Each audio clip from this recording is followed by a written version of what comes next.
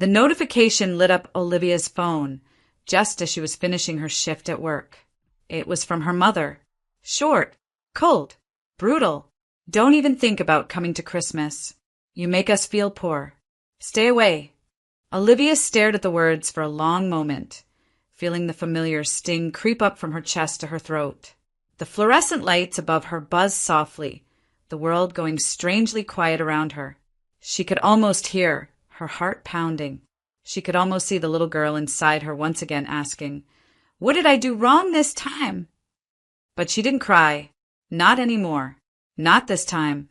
Instead, Olivia placed her phone face down on the counter, took a deep breath, and let the sadness settle like dust. She didn't fight it, didn't argue with it. She just accepted that once again, she was being cast out of the family she had sacrificed everything for. It wasn't the first time. It wouldn't be the last. Her hands moved automatically. She picked up her phone again, opened her banking app, scrolled to the scheduled Christmas transfers she had set up just weeks ago. Thousands of dollars in personalized gifts. Handwritten notes she had planned. Thoughtful, expensive tokens she had worked extra hours to afford, hoping, somewhere deep inside, that maybe this year would be different. That maybe love could be bought after all. Without a second thought, she canceled every single one. Then, with steady fingers, Olivia pulled up her most recent bank statement, a silent record of the $560,000 debt she had spent years paying down. Every crushing bill, every lonely night working 2 jobs, every time she said no to herself so she could someday say yes to them, all there in black and white. No anger, no explanation, no paragraphs trying to justify herself. She simply screenshotted the balance, attached it to a message, and sent it straight to her mother's phone. No caption, no emojis, nothing. Just the truth they never wanted to see. Then she blocked them. Every single number. Mom, Dad, sister, group chats. She felt the vibration as calls tried to come through, ignored them. She watched the texts flood in, silenced them. She imagined the panic spreading through her family like wildfire, and for once, she didn't feel guilty.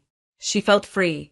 She gathered her things quietly, slinging her worn-out bag over her shoulder.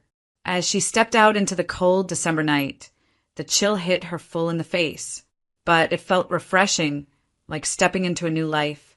Her breath fogged in the air, the city lights blinking softly around her, and for the first time in a long time, she didn't feel like she had to explain herself to anyone.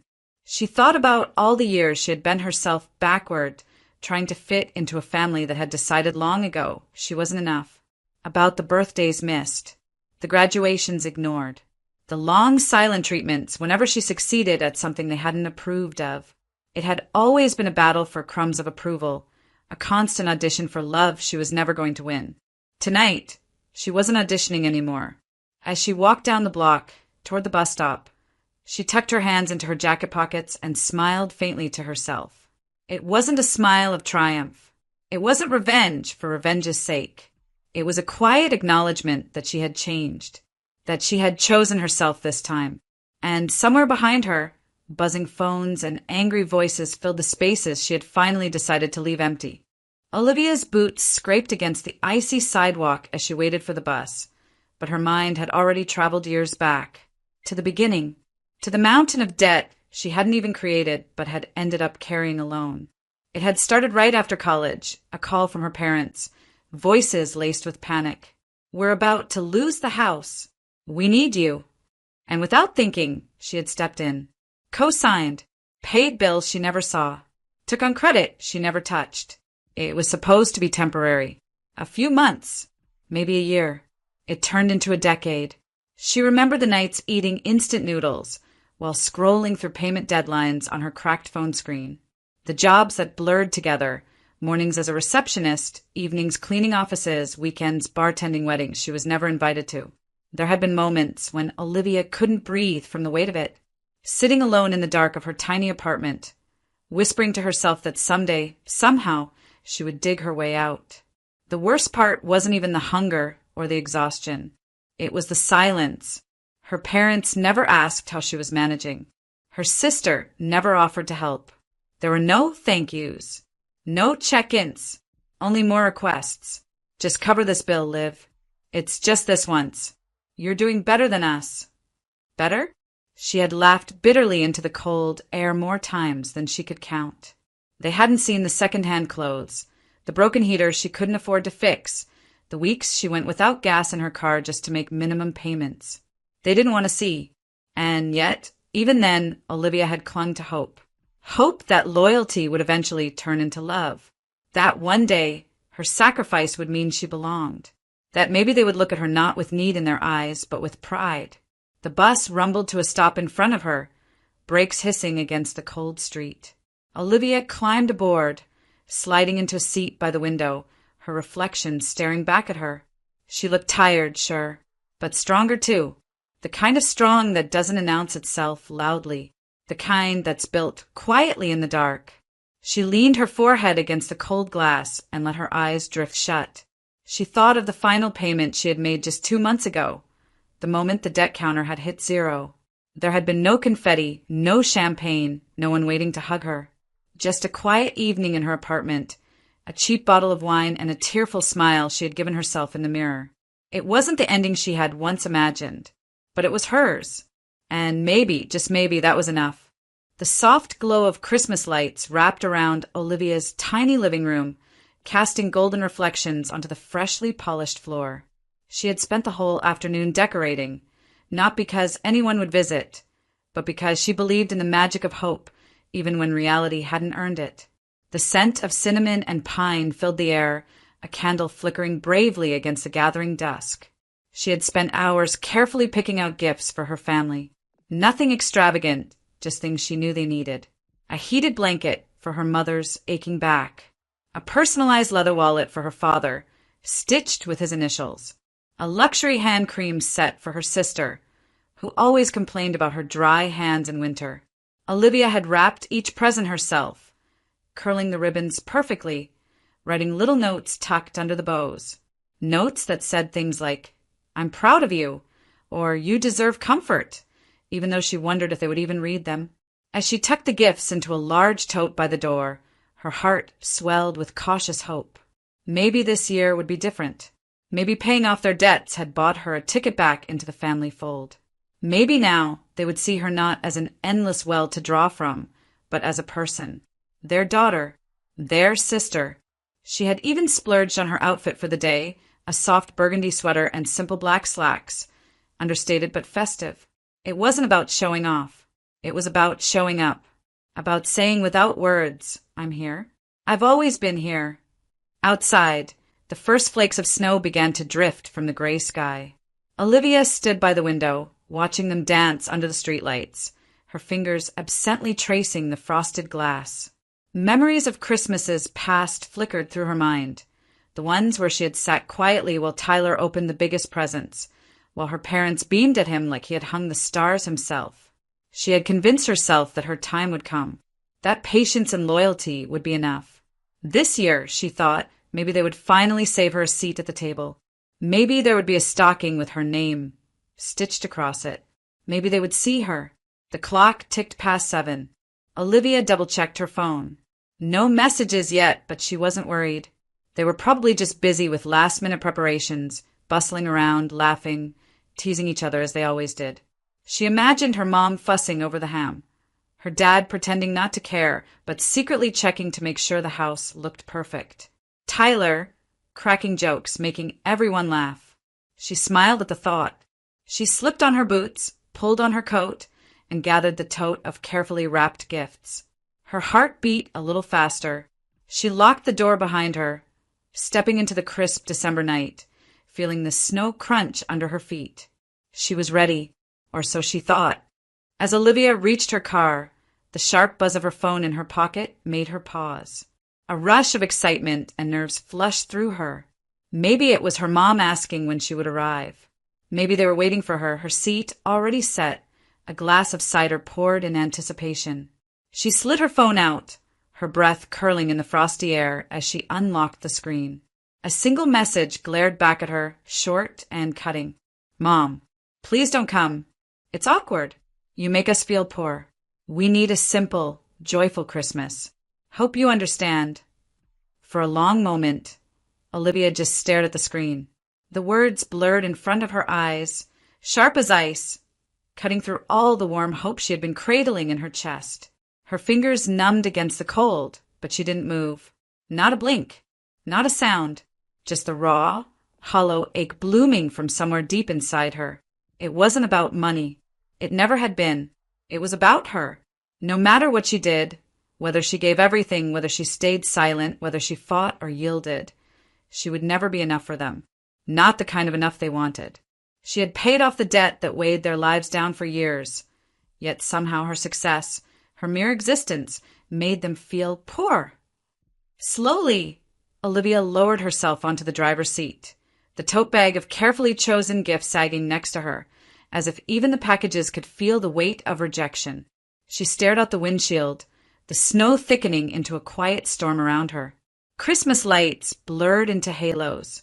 For a moment, she thought about driving over anyway, about knocking on the door with a bright smile, pretending she hadn't read the text, pretending everything was fine. But pretending had been her whole life. Tonight, she chose differently. Her hands, steady now, moved deliberately. She opened her banking app, pulled up her statement, clean, proud, a monument to every sleepless night, every budget meal, every exhausted weekend she had worked overtime. Without a single word, she screenshotted it and sent in reply. Then, her thumb hovered for half a second, just long enough for the final pang of grief to pass. She blocked the number, blocked them all. The silence that followed was a strange kind of peace. Painful, yes, but pure. No more waiting for a validation that would never come. No more chasing a family that had built a home where her presence was always optional, always conditional. The phone lit up and buzzed wildly as other numbers tried to get through. Her father, her sister, even Tyler, each one a burst of desperate noise. She would no longer answer. She started the car. The radio clicked on automatically, filling the cabin with a soft, familiar Christmas carol. Olivia didn't sing along. She didn't cry. She simply drove away, the snow swallowing her tire tracks behind her, as if she had never been there at all. Olivia didn't check her phone again until she was parked safely at home, the house silent except for the hum of the heater kicking on. It sat face down on the coffee table, buzzing like a dying bee every few minutes, desperate to pull her back in. She let it. She watched it, but she didn't answer. The notifications piled up faster than she could count. Missed calls, voicemails, angry texts, desperate ones, threatening ones, begging ones. Her sister, Marissa, led the charge. Text after text after text. How could you embarrass us like that? Do you have any idea what you just did? Mom is crying. Dad is furious. Tyler is devastated. You're so selfish, Olivia. It's always about you. Each one hit her phone like a pebble against glass, but none of them cracked the new calm she wore like armor. She knew exactly what she had done. For the first time in her life, she had refused to perform for their approval, refused to bend into the shape that made them comfortable. She had shown them the truth, that while they had belittled her, dismissed her, acted as if she were a burden, she had quietly carried their load for years. And when they no longer needed her to carry it, they discarded her, too. It wasn't anger she felt now. It wasn't bitterness either. It was freedom. Freedom from the need to explain herself. Freedom from the exhausting weight of constantly chasing a moving target. Love that was always conditional. Her phone buzzed again. This time it was her father. A text popped up. Pick up. Now.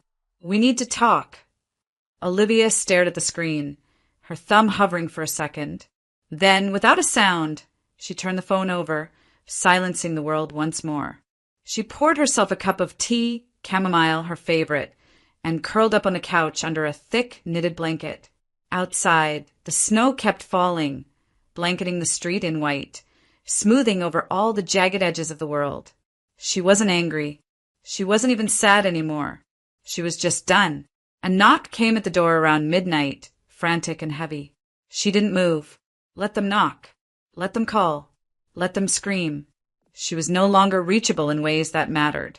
Somewhere between the knock and the cold wind howling against the windows, Olivia realized She didn't have to keep bleeding herself dry just to be worthy of standing in the background of their picture-perfect lives. She was already enough. And for the first time in years, she chose herself. The new year crept in without fanfare. No champagne. No crowded living room full of relatives shouting the countdown.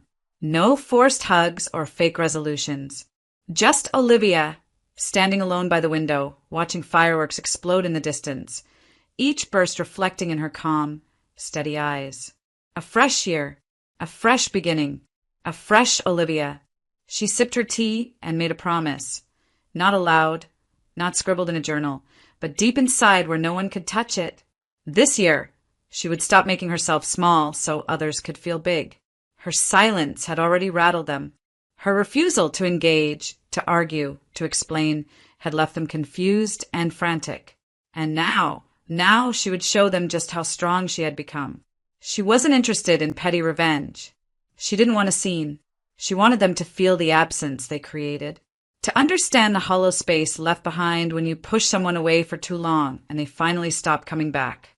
And so Olivia got to work. She blocked every family number, deleted their emails without reading them, politely declined every mutual friend's invitation that even hinted at trying to patch things up. She withdrew quietly from every space they occupied, like mist disappearing at sunrise. She sold the house she had grown up in, the one she had inherited from her grandmother, not from her parents. A house filled with memories of her being left out, overlooked, ignored.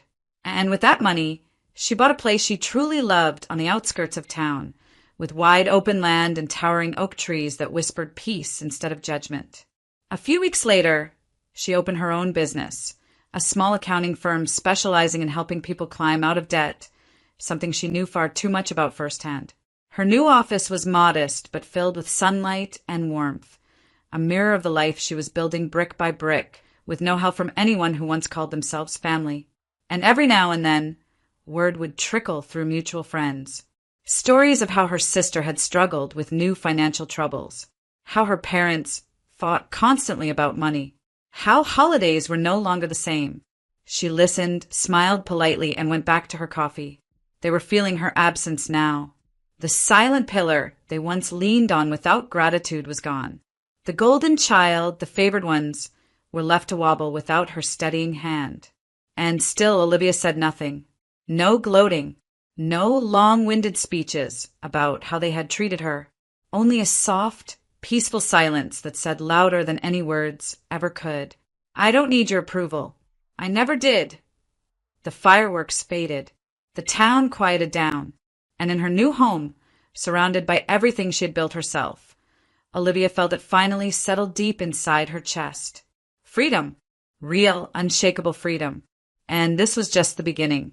It wasn't long before the silence became too much for them. One chilly February morning, Olivia's phone buzzed with an unknown number. She let it ring, then another and another. Voicemails flooded in, full of desperate apologies, half-hearted explanations, promises that things would be different if she would just call back. She didn't. A few days later, she received a long, rambling email from her father, the same man who had once told her she made them feel poor just by existing.